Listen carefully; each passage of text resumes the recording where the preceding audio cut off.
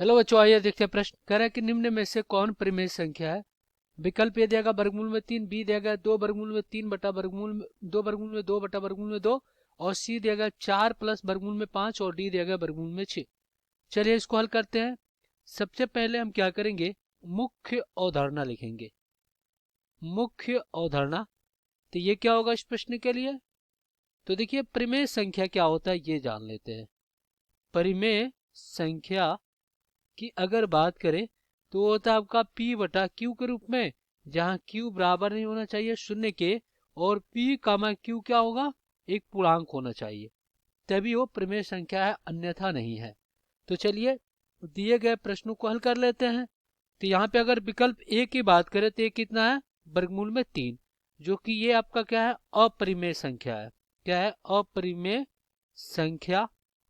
क्यों, क्योंकि यहाँ पे वर्गमूल में 3 पूर्णांक नहीं है। वर्गमूल में 3 पूर्णांक नहीं है तो यह अपरिमेय संख्या।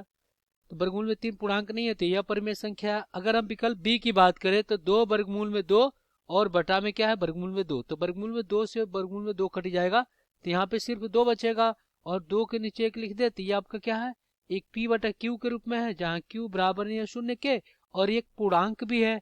तो इस प्रकार कह सकते हैं कि जो विकल्प बी है, 2 वर्गमूल में 2 और बटा में वर्गमूल में 2, क्या आपका परिमेय संख्या है, परिमेय संख्या है। अब हम क्या करते हैं, विकल्प सी को देखते हैं यहाँ पे।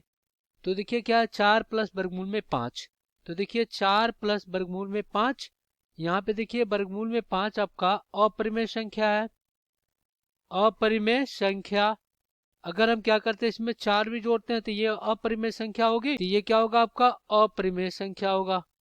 अपरिमेय संख्या, तो ये हो गया। तो ये क्या आपका वर्गमूल में 6 है, जो कि हम इसको क्या लिख सकते हैं, वर्गमूल में 2 गुणे में 3, जो कि ये क्या हो जाएगा, वर्गमूल में 2 और वर्गमूल में कितना हो जाएगा, 3 हो जाएगा। अब वर्गमूल में 3 क्या अपरिमेय संख्या है, तो भी आपका परिमेय संख्या नहीं होगा।